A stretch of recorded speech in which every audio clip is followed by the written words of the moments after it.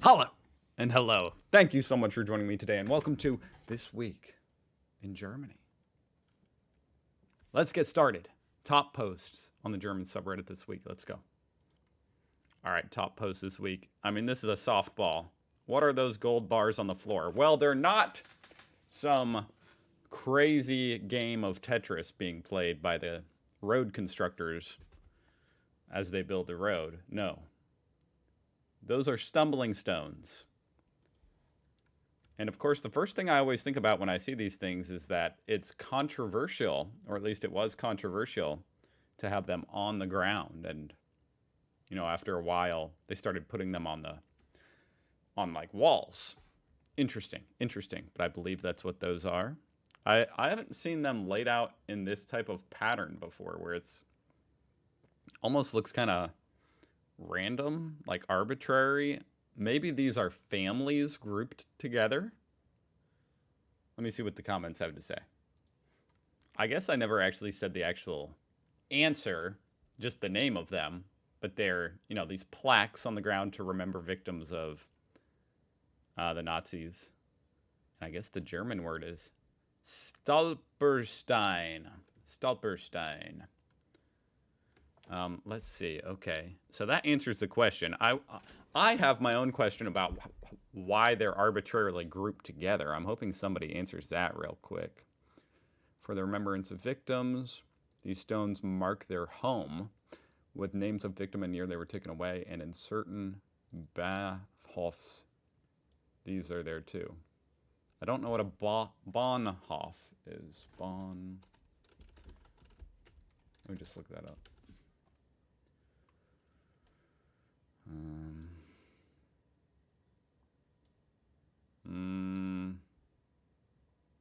I don't know.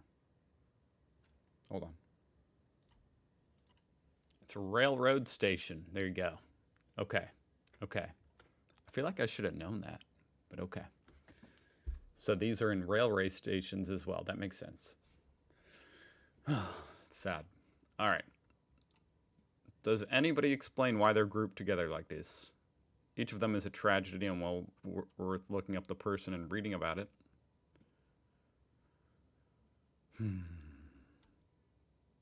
I guess there's a whole subreddit about them. That's sort of interesting. Oh, a very small subreddit. Oh, they look gold, but they're brass. That makes sense. That would be a very pricey project if they were all gold. Because I think there's thousands of these things. Oh, it says right here in Berlin there's more than 5,000 alone. So yeah, that would be a very, very pricey. And then you'd have the despicable issue of some people would be stealing them. You know what I mean? If they were made out of gold, which would really be pathetic.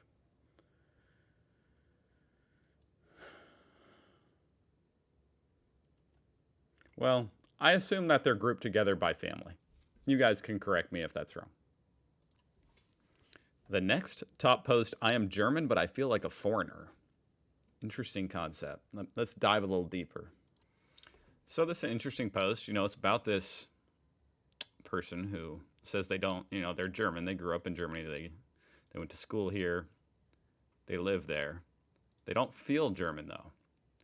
And it seems to be because they've experienced some xenophobia. They say back in the early 2000s, it was more direct, which is sort of interesting. I mean, that's how I think of Germans in general about anything, just direct. So that makes sense. But now it's more passive. But they say, they still love Germany. And then they edit and say, okay, they're getting a bunch of threats in their direct messages.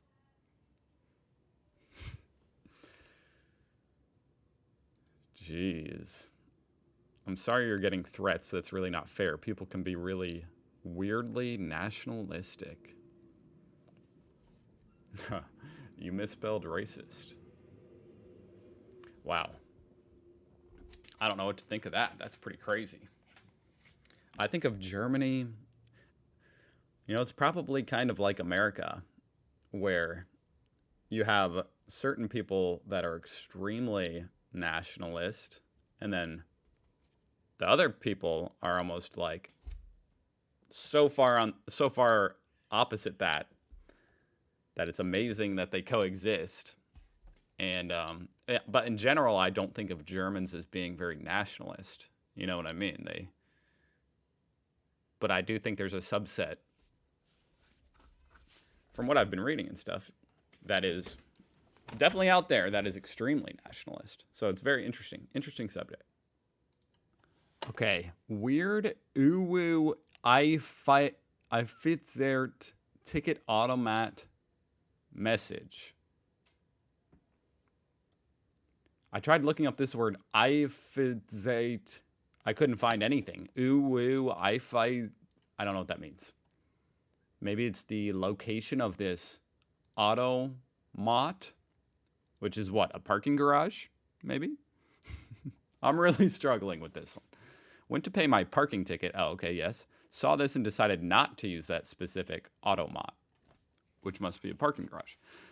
LOL, what even happened here? So what does this mean? Because I'm trying to translate it, and this doesn't translate either. So I'm beyond confused. Bitte taket ein Feben. And then you have some weird looking, it looks like if you played Pokemon, there's that like glitch missing gnome. It's got something to do with that.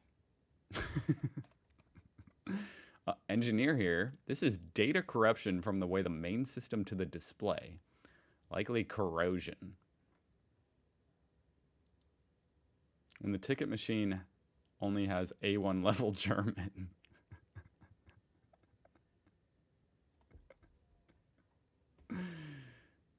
Okay. Interesting. I'm kind of lost, but okay. Oh boy. All right.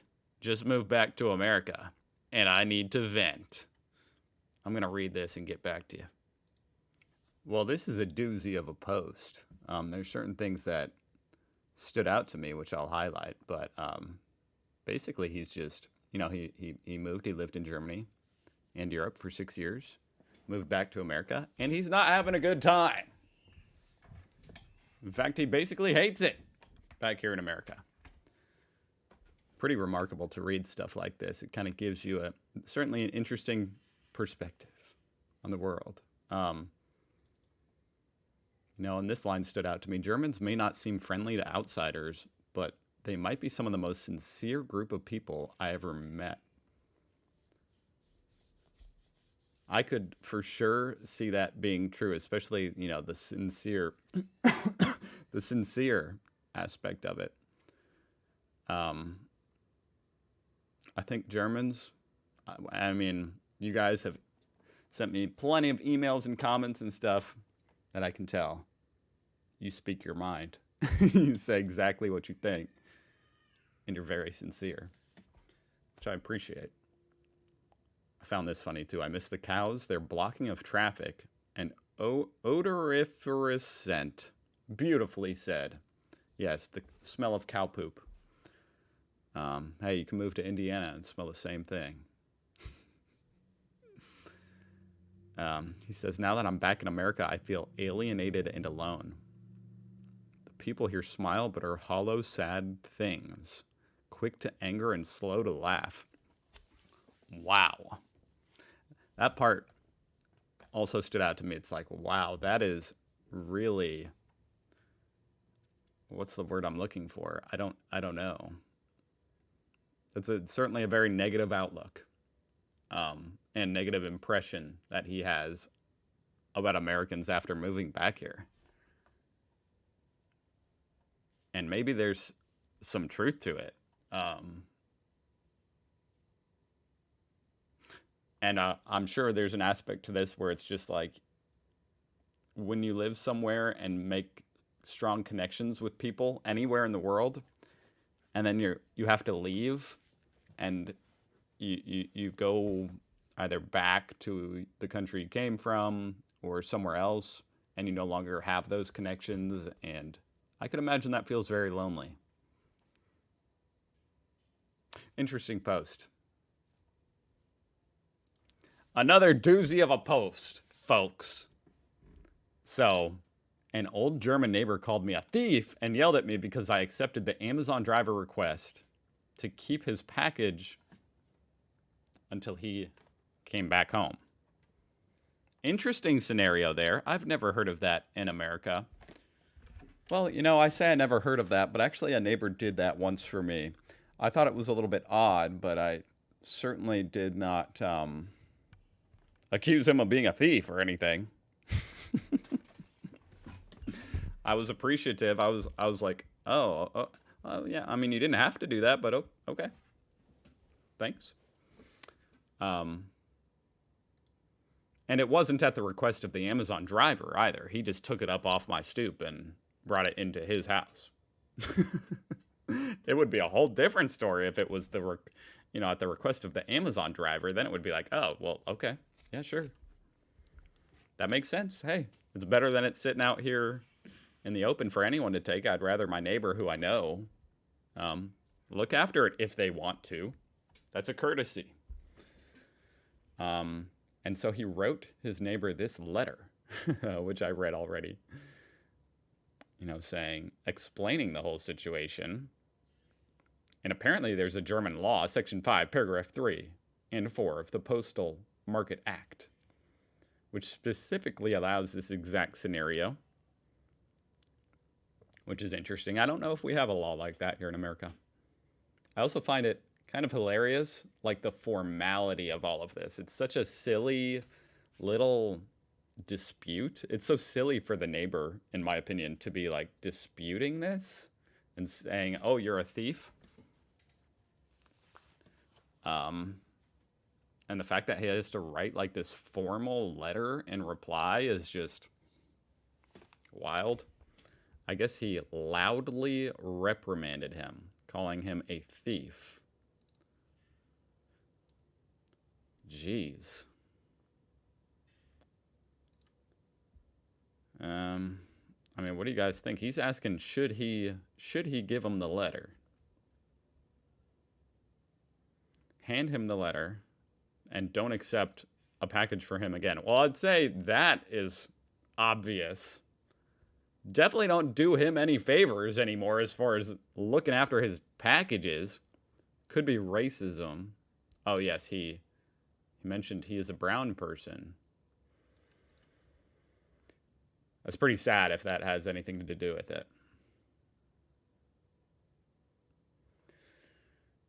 People accepting packages for neighbors is a completely normal thing that happens daily. Wow. That's pretty disgusting. That is pretty disgusting that this neighbor would call him out and call him a thief for doing something that was a courtesy. Man, sometimes the world sucks. All right, moving on.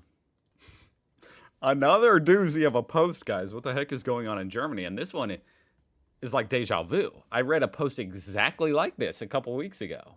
This is insane. What is going on?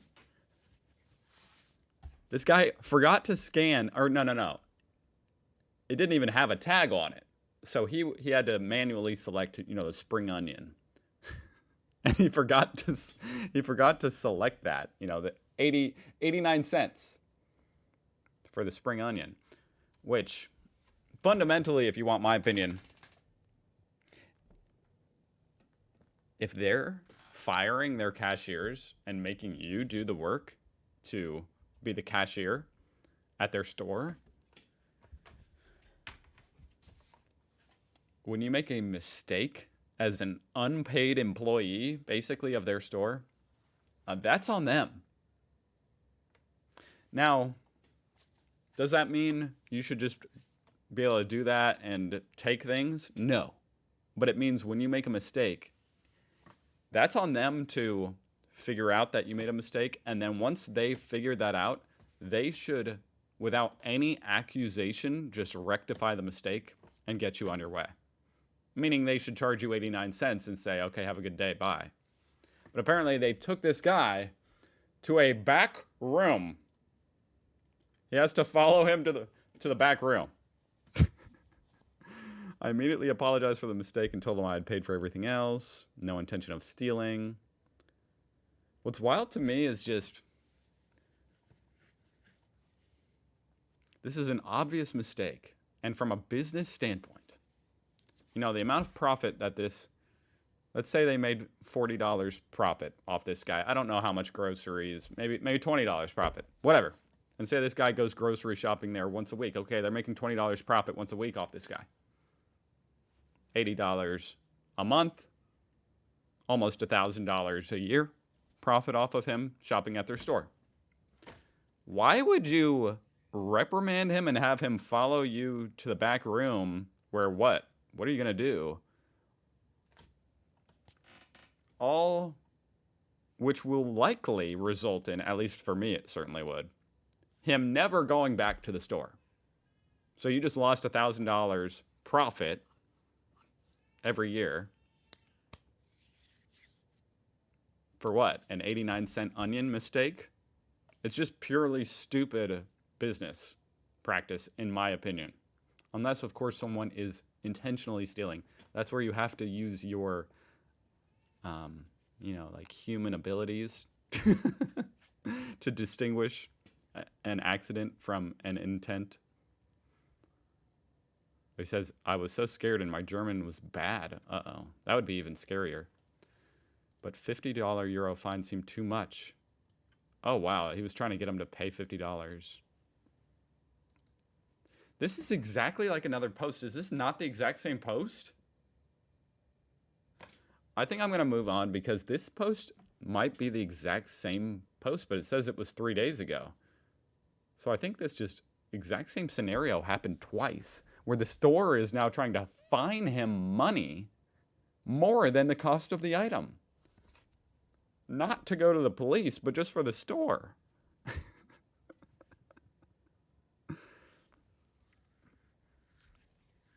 Oh my God. In this scenario, the store, you would need to call the police on the store here in America if they're trying to basically like take you to the back room and threaten you to give them money, or else, it's very strange to me.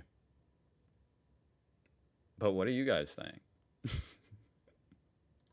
Whoa, so I had heard rumblings of this, but I guess it's now official. Cannabis will be legal in Germany on the 1st of April. Is this an April Fool's joke? No, I don't think it is. The cannabis law will not go to mediation, and the possession of cannabis and home growing will be legalized. You can grow your own. Wow. Nice. With Germany doing this and Amsterdam cracking down on cannabis consumption. Are they? Amsterdam is cracking down on cannabis? This will deal a huge blow to the Netherlands' alternative source of income. I don't know what he's talking about, so. All I have to say is, that's fascinating. I did not know that was happening. Like, I heard rumblings of it, but I didn't know it was actually happening.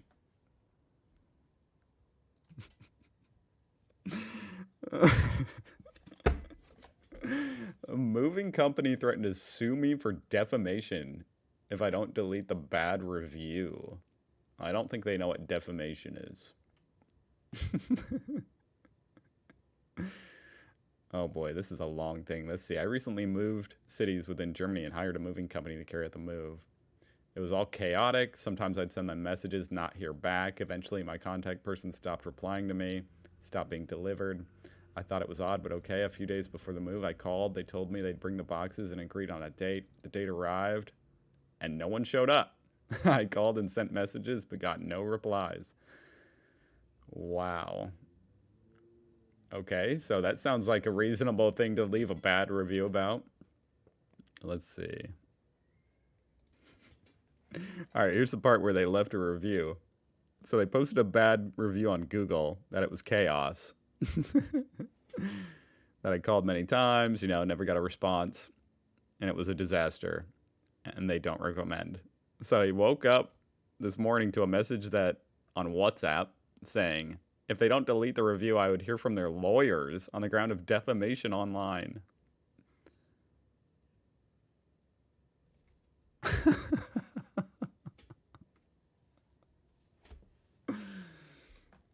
Oh boy. I was going to say, okay, so this guy's saying they can in fact use lawyers. I mean, that's the way the legal system works. Kind of unfortunately is, yeah, they can definitely sue you. Now, will they win the lawsuit? Hell no. But they can. They could try. They won't be successful if your review is truthful, but they can get a lawyer. On your end, make sure to document everything you can. Oh my gosh. The idea that they would even have a... I don't know how it is in Germany. This is an interesting distinction once again. And this reminds me of a different post about landlords, threatening to sue if they didn't pay rent because they thought they were going to take the apartment and didn't. Regardless, you should not have to prove anything. They need to prove that you're being dishonest. And even then, you need to be egregiously, specifically dishonest for it to be defamation. And I've never heard of defamation applying to a business. But I'm sure it can. It's just hilarious, the thought that a business would screw you over and you leave a bad review on Google and they come after you for defamation. It does show you how important reviews actually are. Like, I do leave when a place mistreats me. If it's bad enough, I'll leave a review, and it actually does affect their business. Like, don't underestimate the power of a review, a bad review, whether it's on Amazon or Google. And that's a very powerful thing for the consumer. It's kind of my point is, businesses care a lot about their Google reviews and Amazon reviews. And, and it's also a way of, if they're not, cooperating with you to get something fixed or something in some way that you were wronged, leaving a review is a good way to get the ball rolling. They might actually reply and say, okay, please remove the review. We'll get you your money back or whatever it might be. All right, well, interesting posts there on the German subreddit this week. A lot of doozies. Let me know what you guys think. I hope you have a great weekend. I'll see you next week. Goodbye.